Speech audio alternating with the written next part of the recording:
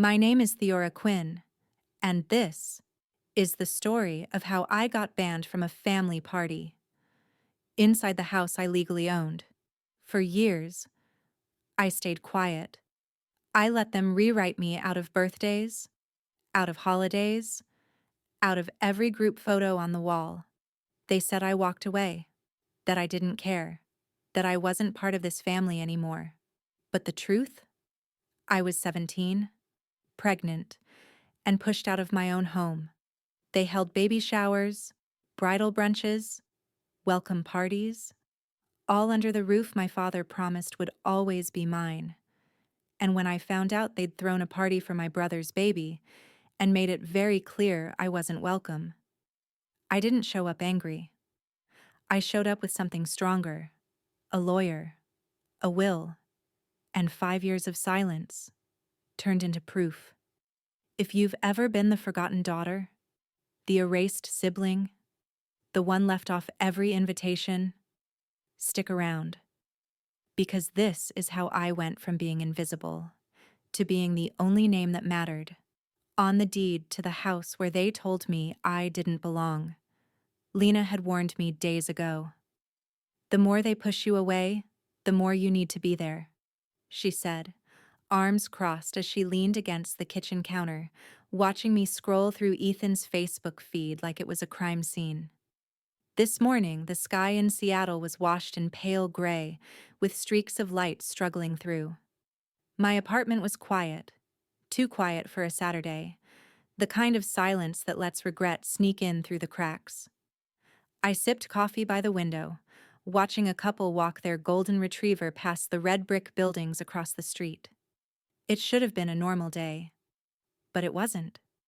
Today, Ethan and Rachel were hosting their welcome baby party. The photos had started appearing already: silver balloons spelling Noah, catered food in pastel blue trays, and a cake shaped like a teddy bear. Everyone was there, except me. No message from Ethan, no call from Rachel, not even a passive-aggressive email from Mom. Nothing. I refreshed my inbox again. Still nothing. It shouldn't sting anymore, but it did. Especially because that house, the one in the background of every smiling photo, was where I spent 17 years sweeping the front yard every morning before school. The hydrangeas were probably blooming now, and the new owners of the memories I built were clinking glasses in the living room while I stared at my phone like a fool.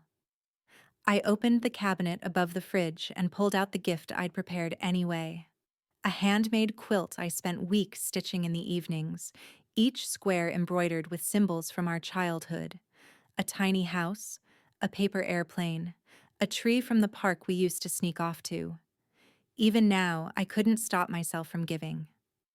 Lena walked into the room, her hoodie sleeves pushed up, eyes alert. She had that quiet fire in her, the kind I used to have before years of pretending to be unbothered hollowed it out of me. "Did they ever send anything?" she asked gently. I shook my head. "Number. But I'm still mailing the gift. It's what decent people do." Lena didn't say anything at first. She just sat at the edge of the table watching me fold the quilt back into the box. I could feel her stare, heavy with judgment and something else. Pity, maybe. Then she spoke. "We're not sending gifts." I looked up. "Excuse me?" "We're leaving." I blinked. "Where are we going?" Lena zipped up her jacket, looked me square in the eye, and said, "To a place where they don't want to see you." They didn't say my name when they posted the invitation, but the house was still my father's house, and he never erased my name from his heart. Theora sat by the window, her fingers absent-mindedly tracing the rim of her coffee mug. Outside, the rain hadn't stopped since dawn. It was the kind of drizzle that felt more like memory than weather. Not loud, not threatening, just persistent. She closed her eyes and let herself drift backward to the winter of 2005. Back to the house on Maple Street. Back to when she still believed love could shield her from everything. She was 17. The fire in the fireplace barely warmed the cold faces around the dinner table. Her mother, Susan, sat upright, spine taut like a bowstring, eyes locked on her as if willing her to disappear. Her younger brother Ethan shoveled mashed potatoes in silence, eyes darting to the side, pretending this wasn't happening. And her father, Richard, at the head of the table. The only one who met her gaze without contempt. She had just told them she was pregnant. Susan's voice sliced the air. You ruined the family's honor. Your recklessness is not something we can protect. Theora's voice trembled, but didn't falter. I'm keeping the baby. You will not do that under this roof, Susan replied coldly. I won't have neighbors whispering about bastards raised in my house. Silence. Ethan dropped his fork. Theora stood, her fingers clenched tight around the chair's back. But before she could storm out, her father spoke. Calm, low, steady. Enough, Susan, Richard said. She's our daughter. Susan glared at him. You're too soft on her. She needs to learn what consequences feel like. Richard didn't argue.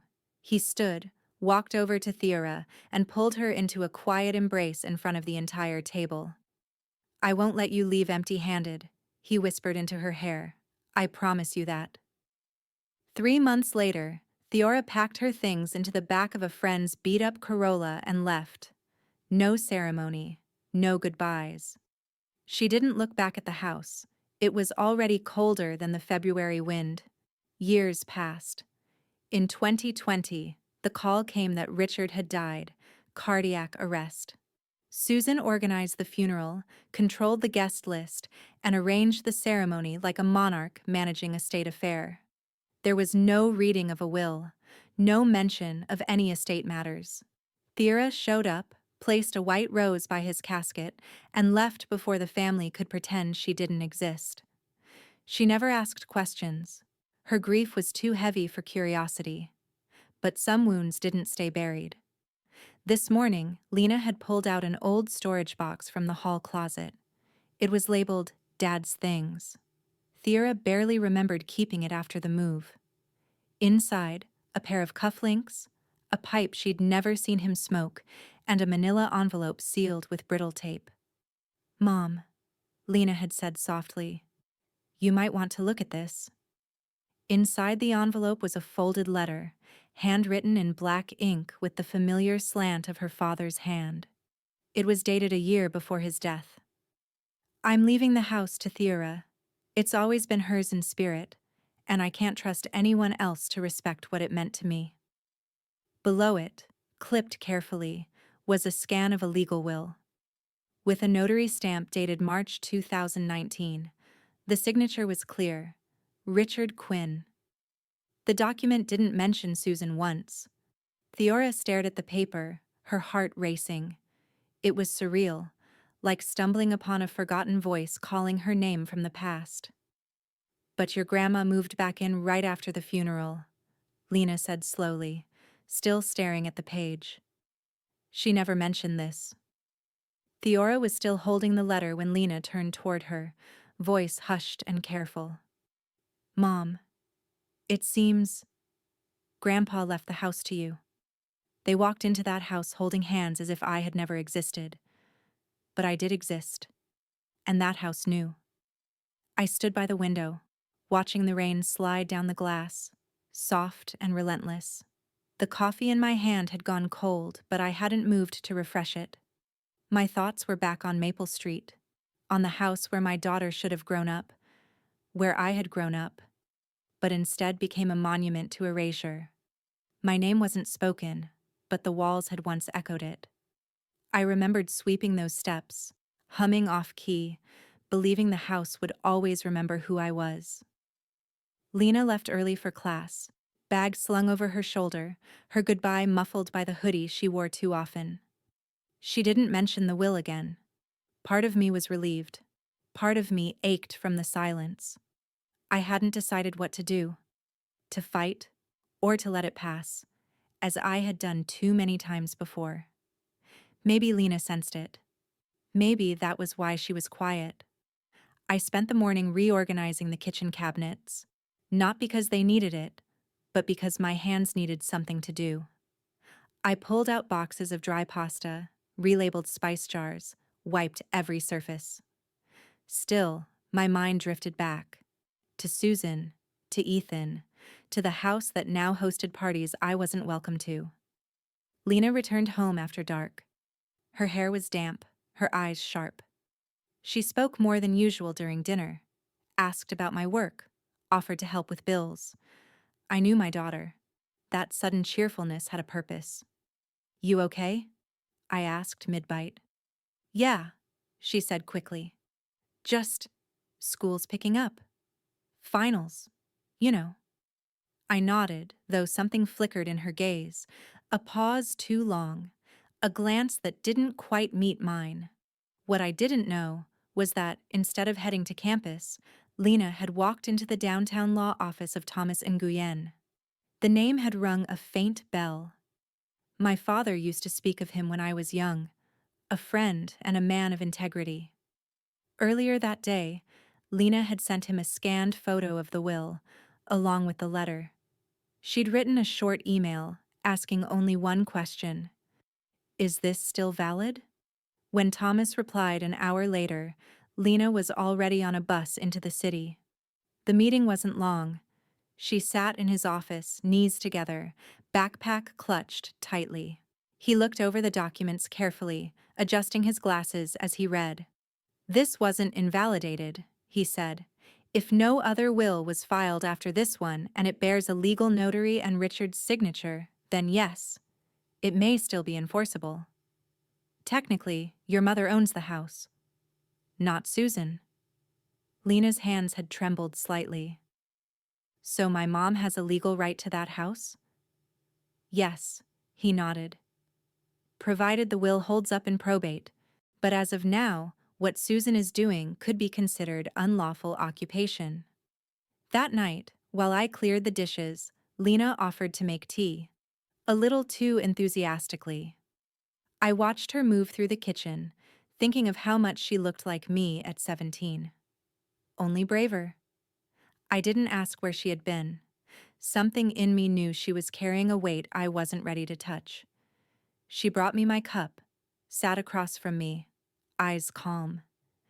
Then she asked softly, "So if one day that house holds a party without inviting the owner, is it illegal?" A gift for my nephew, a suit for me, and a plan my mother will never guess. Lena had insisted we go to the boutique in Capitol Hill. I protested at first, said I could just grab something at Target and be done with it. But she gave me a look, the kind that made me feel like I was arguing with someone twice my age. "You said we're going to bring the gift, celebrate, and go, right?" she reminded me. "Yes," I said. "That's all. In and out." She smiled like she knew better. The shop smelled like cedarwood and money, the kind of place where items didn't have price tags, just quiet clerks who whispered numbers as if afraid they might offend the leather. Lena moved through the racks with precision, selecting a baby gift that made my chest tighten. A powder blue onesie, embroidered with Theora Quinn across the chest in silver thread. "You didn't have to go all out," I muttered. "It's for him," she said, "not them." Then, without a word, she pulled out a deep black suit from a rack tucked in the back. The fabric was soft under my fingers. I was about to protest again when she looked at me, dead serious. "You might need to dress like a CEO that day." I raised a brow. "What are you not telling me?" She shrugged, walking to the counter. "Just that you deserve to look like the person who owns the damn place." Back home, I laid the suit across my bed and stared at it for a long time. It felt too heavy for the occasion, too sharp. But it fit. I tried it on while Lena disappeared into her room. For a moment, in the mirror, I saw someone else. Someone who hadn't been erased. Someone who still had her name carved into the bones of that house. The doorbell rang in the late afternoon. I expected a neighbor, maybe a delivery. But when I opened the door, I found a man in a charcoal gray blazer, leather satchel in hand, and a gaze that studied me with quiet kindness. "Theora Quinn?" he asked. I hesitated. "Yes? I'm Thomas Nguyen, your father's attorney. I believe your daughter reached out." I blinked. "She what?" Before I could ask more, Lena appeared beside me, already tying her hair back into a neat ponytail like she'd been preparing for this. "He's coming with us," she said calmly. "To the party?" I asked, eyes flicking between them. Lena's voice didn't waver. "To the house that Mom never got kicked out of." I felt the ground shift a little beneath me. I stepped back, letting Thomas in, still unsure if this was real. He took a seat at the kitchen table and opened his briefcase without a word. Papers shuffled. A quiet click of a pen. Then he laid out two documents side by side. One was the notarized will I'd seen, but this time in clearer form. The other was something new. A formal property valuation, dated 2 months ago. "And your mom," Thomas said gently, "needs to know the true value of what Susan is taking." I was just going to come, put down the gift and leave. But my daughter didn't bring me here to bow, but to stand up straight. The street was already jammed with cars by the time we arrived. SUVs, sedans, one sports car I didn't recognize. All of them lined the curb like soldiers flanking a celebration I was never meant to witness. Balloons bobbed on the mailbox. Music leaked faintly from inside. The windows glowed warm with laughter. It made my stomach knot. I hadn't been on this street in years, and yet my body remembered the cracks in the pavement, the faint scent of pine from Mrs. Weller's yard next door. Maple Street hadn't changed. It was me who no longer belonged. Lena walked beside me, steady as ever. Her hand slipped into mine without a word. She carried the baby gift with ease, her posture upright, her chin lifted.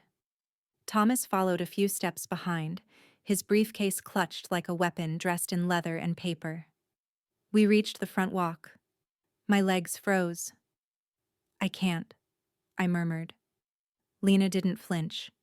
"You can. You've swept this path 100 times." A breath caught in my throat. I looked down. The stone still bore the crack near the hibiscus bush, the one I used to trip over when rushing to school. The memories were sharp enough to cut skin. "You're the host," she said quietly, then squeezed my hand. The door opened before we even knocked. Patricia, my cousin, stood there in a sleeveless floral dress, blinking like she'd seen a ghost. "Theora?" I managed a nod. Her eyes darted past me to Thomas, then to Lena. I saw the math working in her mind. The uninvited guest, the suit, the briefcase. She didn't say welcome. She simply stepped aside. We entered the house that once carried my name. Nothing looked the same, and yet, everything did. The rug in the foyer. I chose it with Dad at a flea market. The chandelier above the entry. Ethan once hit his head on it, chasing me around the hall. And yet, no trace of me remained. Photos lined the walls, none with my face. New furniture, new flowers. A new life that I had been erased from. Then she appeared. Susan stood at the end of the hallway, flanked by two aunts and Rachel, the new matriarch in training. Her face went white when she saw me. "Theora," she said sharply, "you shouldn't be here." "I'm not alone," I replied. Thomas stepped forward, his voice calm but cutting. "Good afternoon, Mrs. Quinn. I'm Thomas Nguyen, the attorney representing the estate of the late Richard Quinn." The hallway went silent. I glanced at Lena.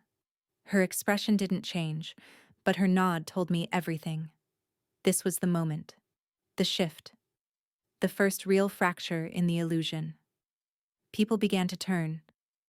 Ethan walked out from the kitchen carrying a bottle of wine, his brow furrowed. "What's going on?"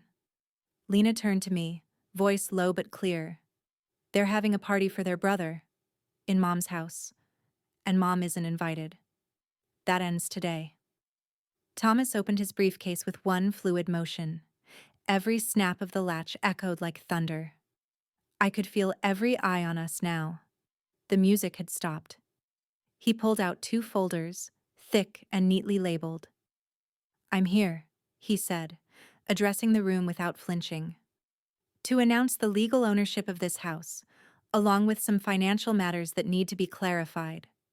They call me a troublemaker on a happy day, but no one asks why a mother is banned from attending a grandchild's party."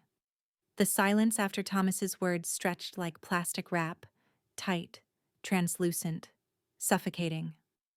I could hear the hum of the refrigerator in the kitchen, the distant barking of a dog outside, even the nervous shuffle of someone's heels against the hardwood floor, but no one spoke. Thomas laid the documents flat on the dining table like a surgeon opening a body. "This," he said, his voice precise, "is a notarized copy of Richard Quinn's last will, dated September 2020. It designates Theora Quinn as the legal heir of this residence, located at 72 Maple Street." Susan's fingers clenched the stem of her wine glass. I saw the tiny tremble ripple through her knuckles. She didn't speak. Neither did Patricia. Neither did Diane. But it was Ethan who finally stepped forward, his face pale. "What?" he said, looking directly at her. "I thought... Mom said the inheritance was settled?" Thomas didn't flinch. "If this document was never invalidated and no subsequent will was filed, then legally it stands. Your mother," he looked at me, "has been the rightful owner of this house for nearly 4 years." The tension moved like static through the room.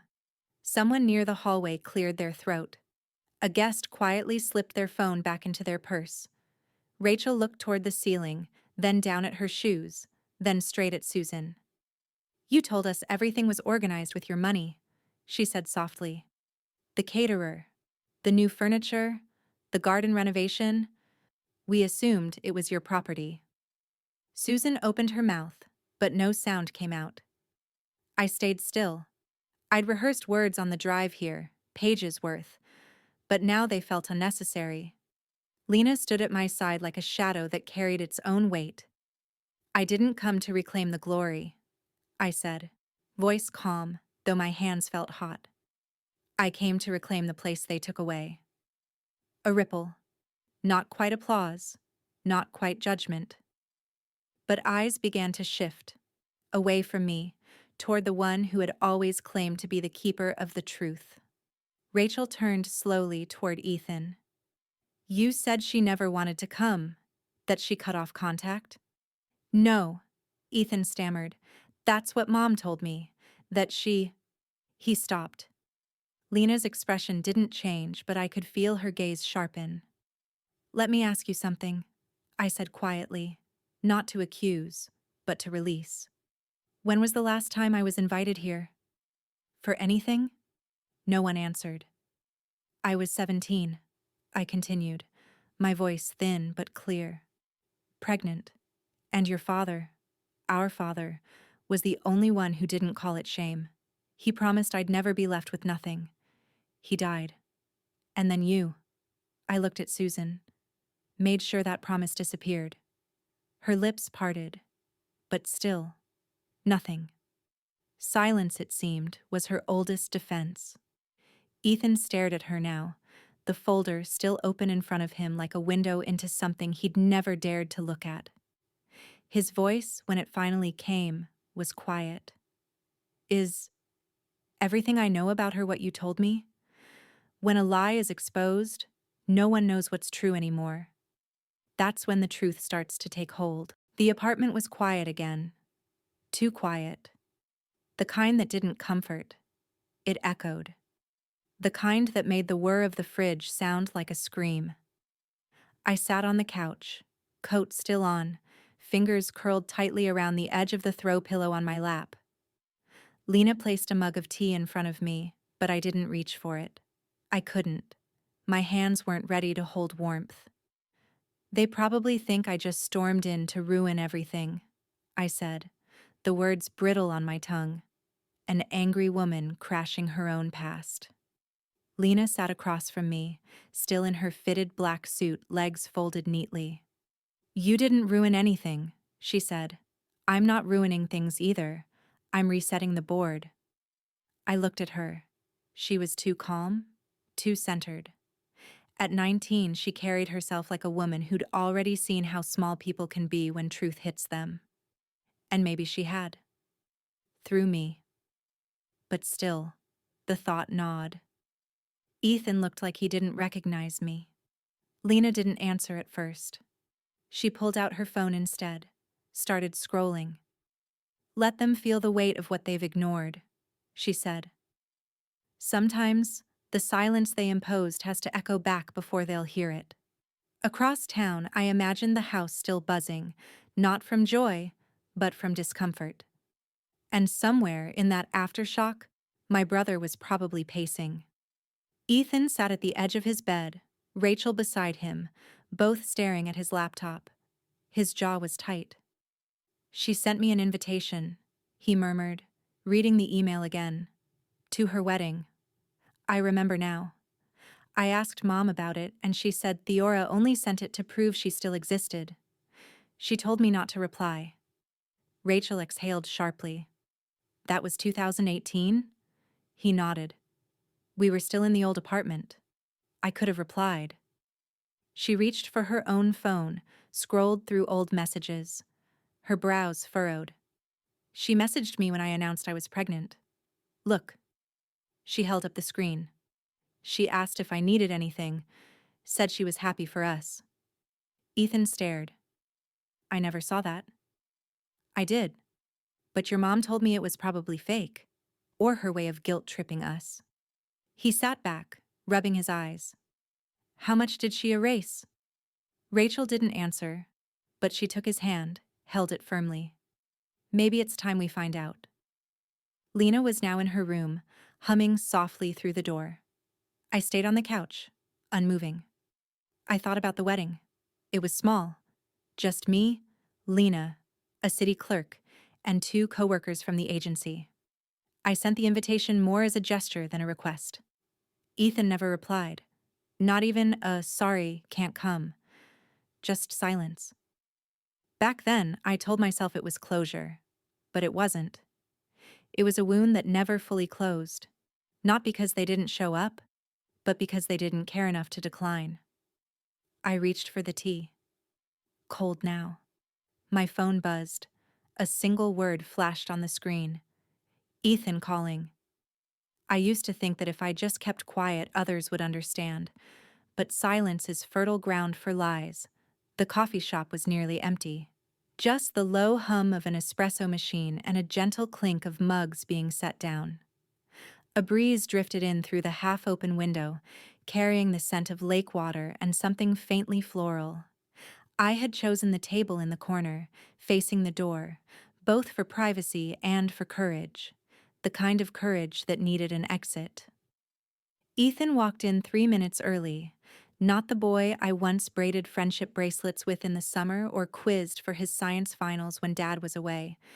No, this man was taller, his shoulders tense, hair trimmed short like someone trying to stay composed in a life he didn't choose. He saw me, paused, then walked over. We didn't hug. "Thanks for coming," I said, though I wasn't sure who should be thanking whom. He nodded, sliding into the seat across from me. "Lena said you live near here." "She knows everything these days," I replied, forcing a smile that didn't settle right. A beat of silence stretched between us. Not hostile, just filled with everything unsaid. Then he cleared his throat. "I believed Mom," he said. "Everything she said. That you left on purpose. That you didn't want us. That you disgraced Dad." I looked at him. His eyes were searching, not accusing, not pleading, just tired. "I didn't leave," I said, voice steadier than I felt. "I was 17, pregnant, and I stayed as long as I could. Dad supported me, but he was sick. After he passed, everything changed." He flinched slightly. She said he wrote you out of everything, that he was ashamed. I pulled out my bag, slowly sliding the copy of Dad's letter across the table. He wasn't. He left me the house. He left me his words. She just made sure no one saw them. Ethan reached for it, unfolding the page like it might break. His eyes moved across the paper, lips silently tracing the words. God, he muttered. I didn't show up to take something that isn't mine, I said quietly. I only ever wanted what he gave me, what was denied for too long. He looked up. Rachel's upset. About the party. About everything. She said she remembers you writing when she was pregnant. That she always thought it was kind. I did. I meant it. He blinked fast. Why didn't you fight harder? Because I thought if I stayed silent, the truth would survive on its own. I was wrong. Another pause. This time he leaned forward. If you take back the house, will you kick Mom out?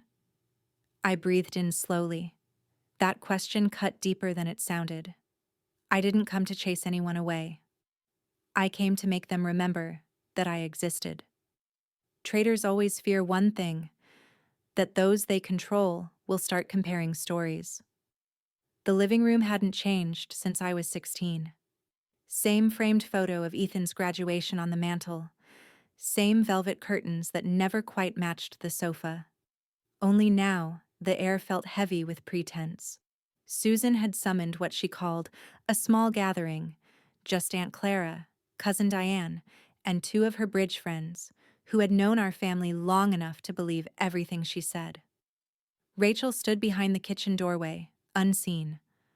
I wasn't there, but I didn't need to be. That room knew me better than any of them did. This entire fiasco was orchestrated, Susan began, her voice tight, as if she were performing a monologue. Theora has always had a way of inserting herself into things that don't concern her. Aunt Clara raised an eyebrow. I thought it was her father's house.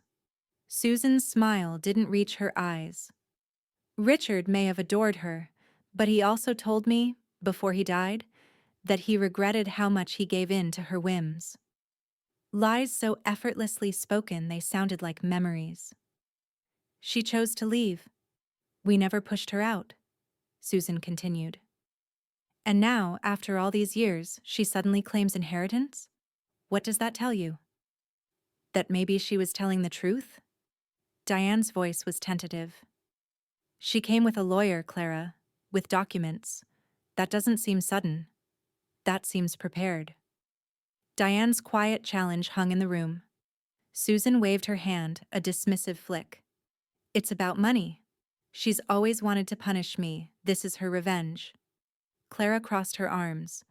If this was all so vile, why are Ethan and Rachel still talking to her? The silence that followed cracked the surface. Susan looked down at her lap, then back up. Because he's confused. That girl, Lena, she's been manipulating him too. And Rachel, well, she's young.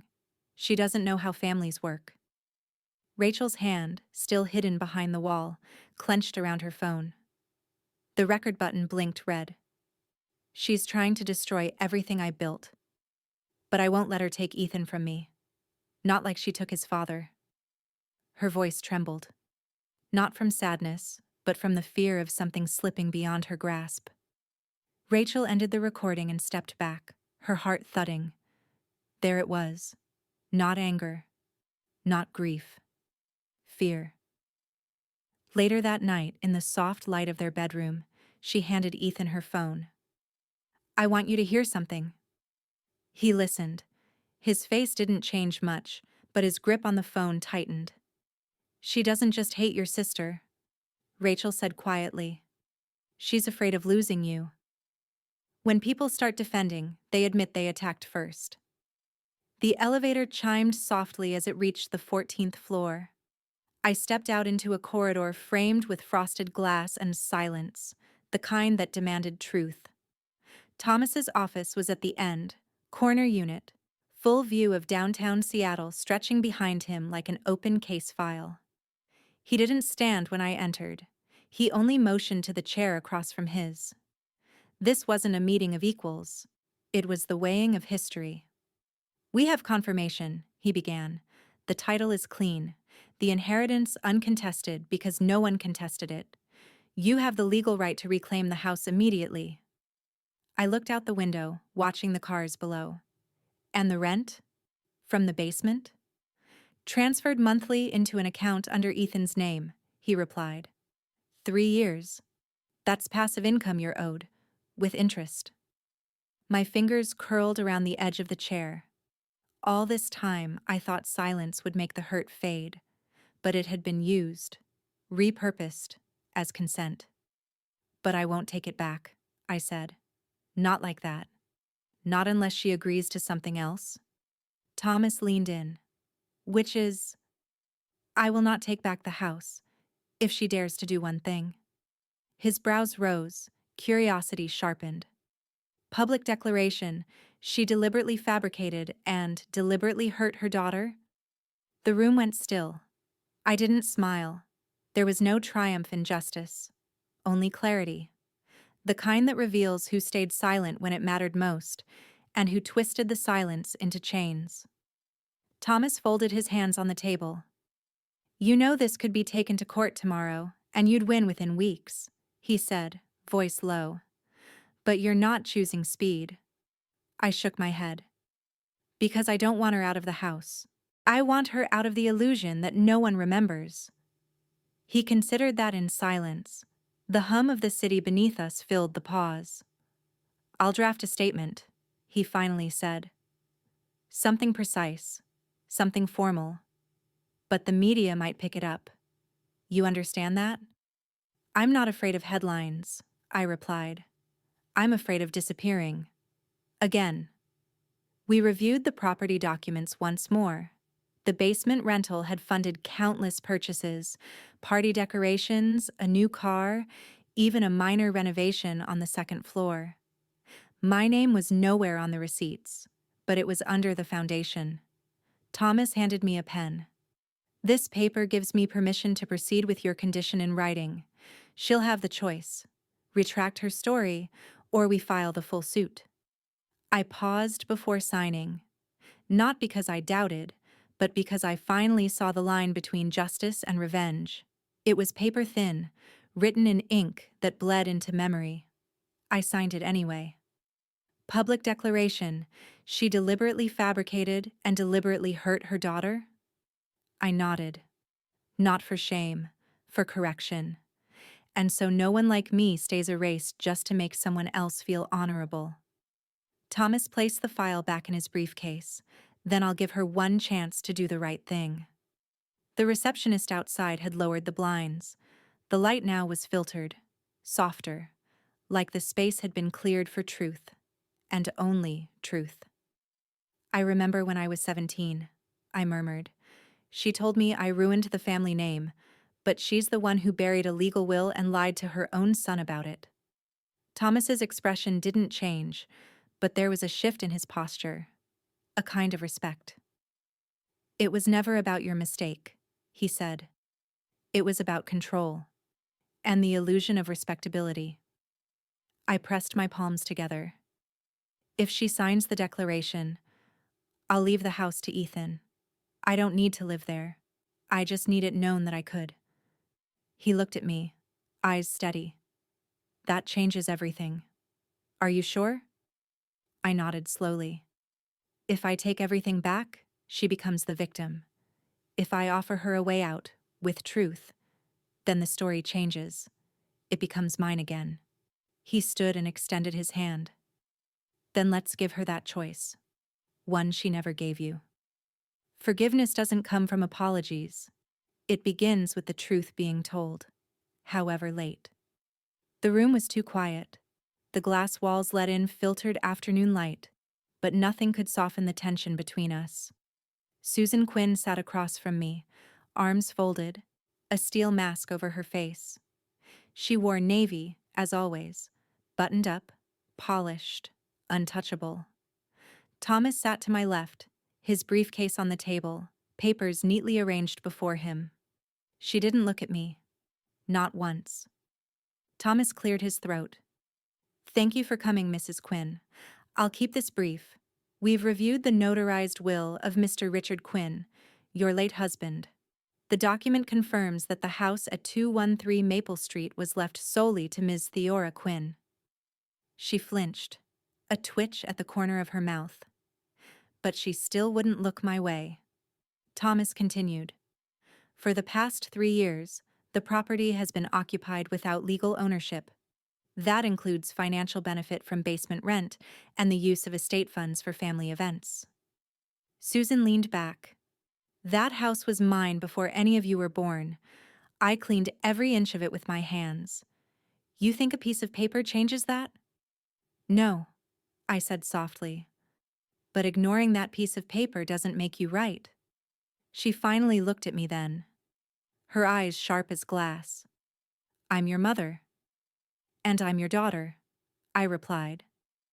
Motherhood doesn't give you the right to erase me from every family photo, from birthdays, holidays, weddings. Your first grandson was born, and you didn't even want me on the sidewalk. You're being dramatic. Thomas opened the folder and slid it forward. This is not about drama, ma'am. It's about restitution, and Ms. Quinn is entitled to pursue full compensation and removal from the premises. Susan scoffed. So what now? She kicks me out, changes the locks, calls the press? No, I said quietly, folding my hands. I'm not kicking you out. Her head jerked slightly, her jaw tensed. What? You can stay, I said, steady, but I have one condition. Thomas didn't blink. He already knew.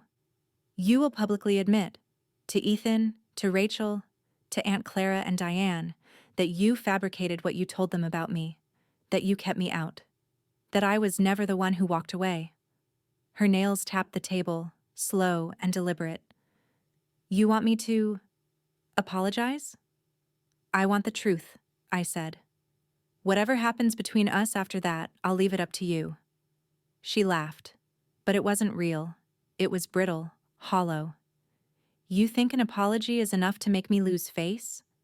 No, I answered, and this time I didn't look away. But silence will make you lose everything. She stared at me for a long time.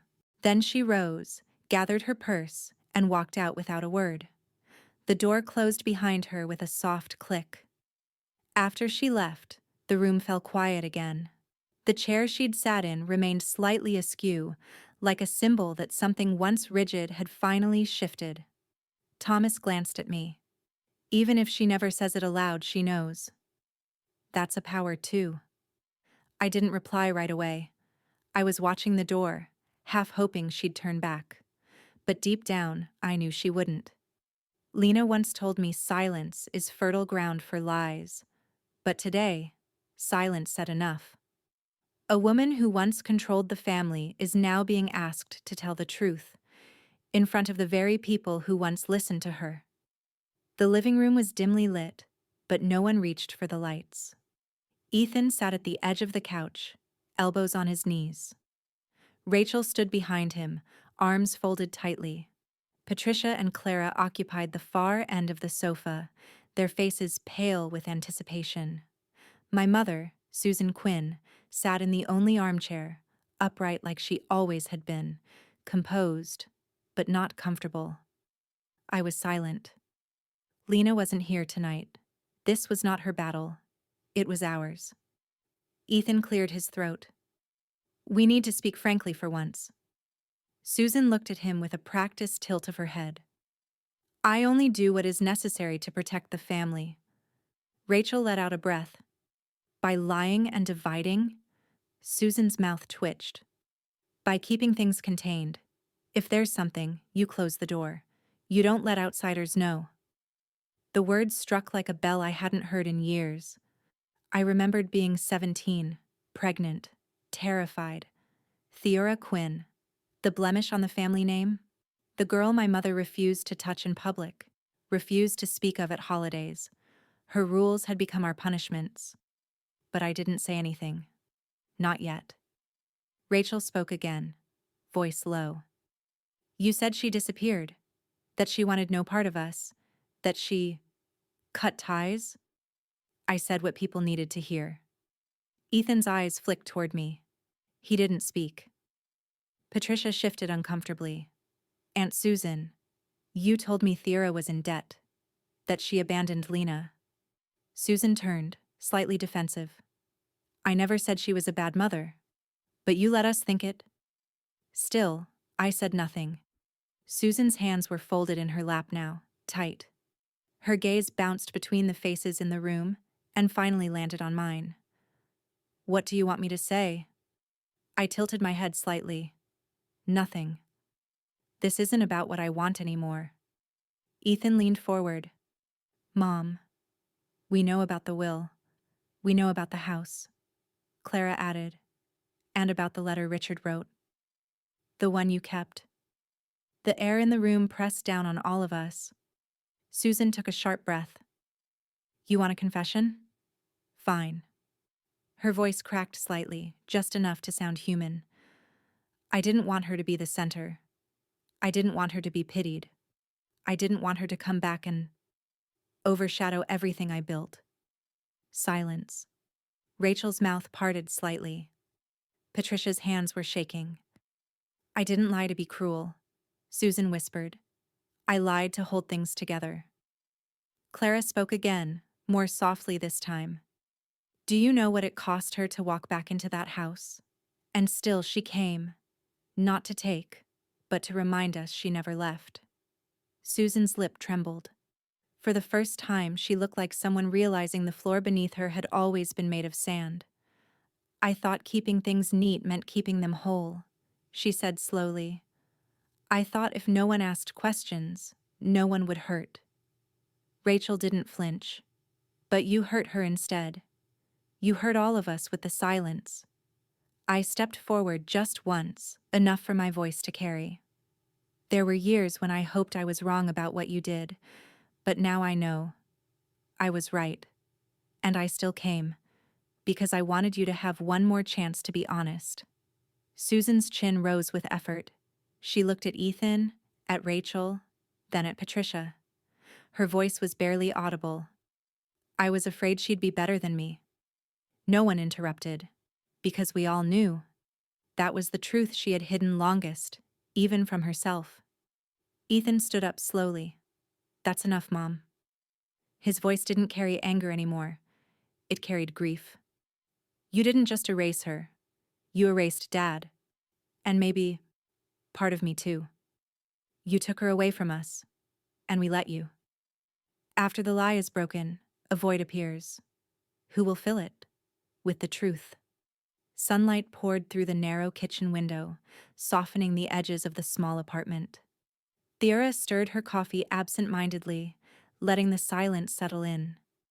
Lena sat at the far table, head bowed over her laptop, earbuds in, the hum of her study routine filling the space. It was a Monday like any other, and yet, everything had changed. Theora's phone buzzed quietly beside her cup. A name blinked across the screen. Patricia. She hesitated, then tapped it open. A photo loaded. 3 little girls in messy dresses, barefoot in the backyard, giggling around a sprinkler. Theora in the middle, hair tied back in her father's old bandana. Patricia and Clara on either side. Beneath it was a simple message. I'm sorry we forgot her. Theora's fingers hovered over the screen for a long moment. Her breath caught, something between a memory and a prayer. Another ping. Rachel. I trusted the wrong person. I want to see you again. Not for Ethan, but for me. Theora sat down slowly, as if the seat could anchor the flood of warmth that followed.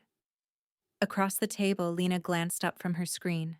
She didn't speak, just watched. Then came Ethan's message.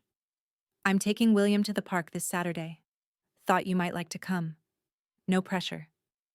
No pressure. And yet, it pressed gently against her ribs, loosening something that had been clenched for too long. Theora looked up. Lena had taken her earbuds out now. You okay? She asked. Theora nodded, and for the first time in what felt like forever, her smile wasn't a mask. It was light, uncertain, but real. "I think," she said quietly, "they're starting to see me again." Lena gave a slow, knowing smile. "Told you. The truth doesn't need to scream." Theora stood, went to the shelf, and pulled down the old box she hadn't touched in weeks. The gift for William, wrapped and untouched, still tucked in the silver paper with the fraying corner. She sat on the couch and placed it on her lap. She ran her fingers over the lid. Then she opened it. Inside was the small handkerchief, white and blue, neatly folded. His name embroidered in a corner, William Ethan Quinn. But she reached into her pocket and drew out something new. A card, handwritten in Lena's looping penmanship, but the words were hers. "To William, from your real aunt. May you grow up knowing all sides of the story." She placed it inside, closed the box again, and held it to her chest. Theora leaned back, closing her eyes, remembering the way her father used to say, "Truth waits for no one's permission." It had waited long enough. Outside, the wind rustled through the trees. Somewhere in the distance, a dog barked, and a child laughed. Simple, real sounds that didn't care about the mess of family politics. She wasn't looking for approval anymore, or revenge. She was looking for space. Space to be seen again. To be herself. Not someone's shame. Not someone's secret. That evening, when the sun dipped low and painted their small apartment gold, Theora sent a single message back to Ethan. "Yes. Saturday. I'd love to come." Lena watched her mother press send. "That's your voice now," she said. "Not theirs. Not anyone else's." Theora smiled, not because it was over, but because something better had begun. She stood by the window after Lena went back to her studies, holding the wrapped box like a relic. She thought of how many mornings she'd swept the yard of that house, how many nights she'd cried on the back porch, and how no one seemed to remember. But now, someone did. Patricia remembered. Ethan asked. Rachel apologized. And even if Susan never spoke again, the silence had already cracked. Theora whispered to herself, "I'm not invisible anymore." It wasn't a victory cry. It was a quiet truth, settling into place. Her fingers brushed the embroidered name again. William. A child untouched by the bitterness of adults. Perhaps the first in the family who would know all the names without shame. Theora placed the box back on the table and made a cup of tea. When she sat down again, her phone buzzed once more. A new message from Clara. "I'm sorry too. Can we meet soon?" She didn't reply right away. Instead, she sipped her tea, feeling the warmth seep into her palms, and thought, maybe forgiveness is not something you give once. Maybe it's something you live, every day, from this point on. That house was where they took my name off the table. Now, if they want a seat, they'll have to call me first. The air inside Thomas Nguyen's office was thick with the weight of decisions. Paperwork lay stacked neatly on the glass table, the contract waiting like a silent judge. Susan Quinn sat across from her daughter with her hands folded in her lap, not trembling, but not steady either. She had dressed formally in navy and pearls, as if authority could still be worn like a costume. Theora sat calmly, her posture relaxed but unwavering. Her eyes didn't carry malice, just clarity. Thomas cleared his throat. "This lease agreement, as discussed, grants Mrs. Susan Quinn continued residence in the Maple Street property, conditional upon acknowledgement of ownership by Ms. Theora Quinn." Susan didn't blink, her lips pressed together as she reached for the pen.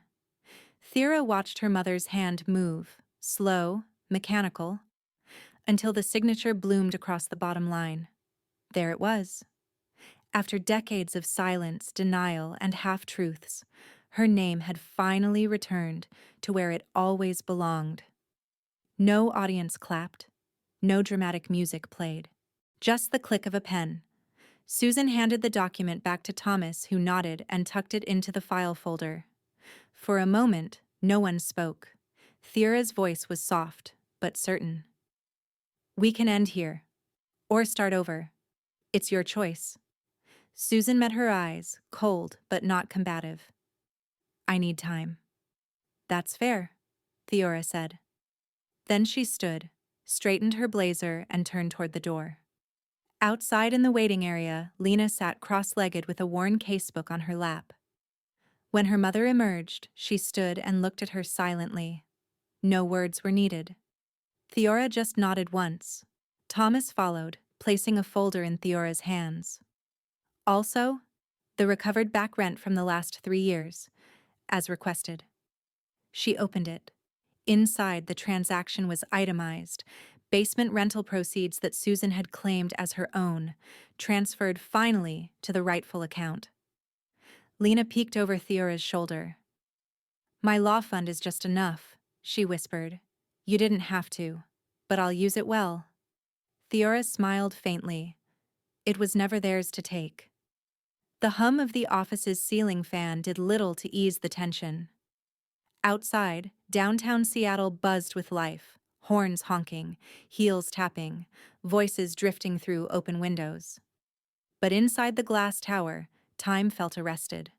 The room was silent save for the quiet rustle of paper and the careful breathing of 3 people bound by blood, law, and years of estrangement.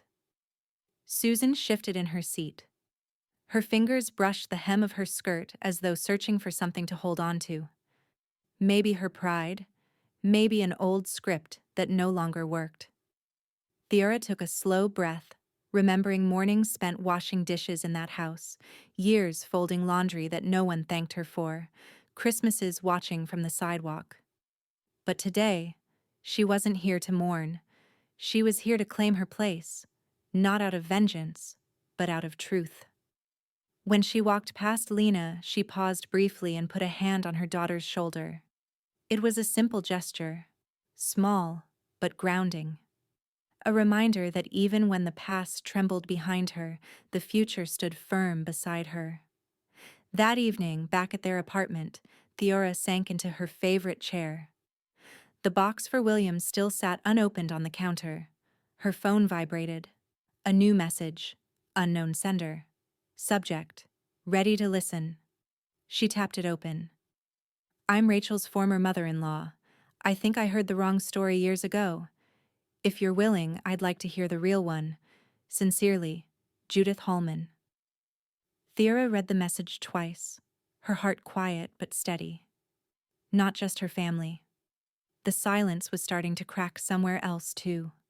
Theora set the phone down and looked at Lena, who was heating water in the kitchen. "Looks like the table's growing," she said quietly. Lena turned. "Then let's make more seats." Theora nodded. She was no longer asking to be seen, she was being remembered. Justice does not come to make us great, it comes to help us move forward, without bowing. Steam curled up from the roasted turkey, dancing in the glow of warm lighting. Theora stood in her kitchen, adjusting the last serving spoon beside a bowl of mashed potatoes, her eyes scanning the room. Not for dust or flaws, but for something far less tangible: belonging. Her home, once quiet, now carried the hum of conversation and the soft giggles of a baby on someone's lap. Lena had strung up paper leaves on the wall, each inscribed with something someone in the family was thankful for. Most were standard: health, family, a second chance. But one caught Theora's eye: truth. The doorbell rang. Ethan answered. The door opened slowly. Susan stepped in, holding a pumpkin pie with both hands, lips pressed into a flat line. She didn't say a word. She didn't need to. She walked in, placed the pie gently on the table, and took the seat at the very end, neither invited nor rejected. No one rose to greet her, but no one turned her away either. Rachel was the first to lift her glass. "For the truth," she said quietly, then louder, with a smile. and the person who made it speak. Glasses clinked, forks clattered, and Theora felt something shift. It wasn't forgiveness. It wasn't reconciliation, not yet. But it was movement. A family in motion. As the meal wore on, William reached out with small fingers, smearing cranberry sauce onto Theora's sleeve. She laughed. Not the brittle laugh of defense, but the full-bodied sound of a woman who had stopped apologizing for existing. She stood up, wine glass still half full, and looked around. Her voice did not rise like a call to arms. It settled gently across the table. "I don't need an apology," she said. "I need you to remember. I was here, and I will always be here." There was a pause. Then, quietly, Lena whispered, "When you graduate from law school, Mom will be holding the microphone." Theora smiled, eyes glistening as she sat back down. Later that night, as the guests trickled out and silence returned to the apartment, she ran her fingers over the new photo frame on the wall. Inside it, her, Lena, Ethan, Rachel, and little William, gummy smile and all. She picked up a leftover invitation from the table, one of the many Ethan had helped design digitally for today's gathering. It said, "Thanksgiving at Theora Quinn's residence." She didn't need to speak her final thought out loud, but she did anyway, softly, into the evening air. "They used to take my name off the invitations. Now, if they want to send an invitation, they'll have to use my name, Theora Quinn." The evening wind pushed gently against the closed windows, and Theora stood by the sink, rinsing out the last wineglass. Behind her, Lena gathered paper napkins and folded tablecloths, moving slowly, as if unwilling to let the night end. "Mom," Lena said, "do you realize what today was?" Theora turned off the faucet. "Thanksgiving?" Lena shook her head. It was the first time in years that everyone sat at a table, and no one pretended you didn't exist. Theora looked at her daughter, her heart swelling in a way that years of silence had nearly buried. "I never asked for more than that." They walked to the window together. Below, the street lamps cast a soft gold on the sidewalk where Ethan's car had just pulled away. Inside, the dining room still smelled of sage and sweet potato. Susan's pie sat untouched, but no one had the heart to move it. Theora thought of her father, his laughter, his voice in the old kitchen on Maple Street. "I kept his promise," she whispered. Lena tilted her head. "What promise?" "That I wouldn't be left empty-handed." And she wasn't. She had a daughter who fought beside her, a brother who remembered, and a truth that no longer hid in drawers or unsent letters. She walked over to the bookshelf and retrieved the box, the one from Chapter 1. Carefully, she opened it once more. Inside, the embroidered handkerchief still bore William's name, but now, alongside it, lay something new. A printed card on thick white stock. She held it up to the light and read aloud, "To William, from your real uncle. May you grow up knowing your family told the truth." She placed it back in the box and closed the lid. Then, with quiet confidence, she turned off the lights, one by one. In the hush before bed, her voice floated one last time. "They used to take my name off the invitations. Now, if they want to send an invitation, they'll have to use my name, Theora Quinn." What began as silence and exile ended at a dinner table where truth finally had a seat. Theora didn't just reclaim a house. She reclaimed her name, her voice, and the dignity they tried to bury. Injustice had worn many masks in her life, but none could withstand the quiet persistence of the truth. Like the final chord of a long-forgotten melody, justice may arrive late, but when it does, it echoes. No wall of lies can stand forever against the tide of truth.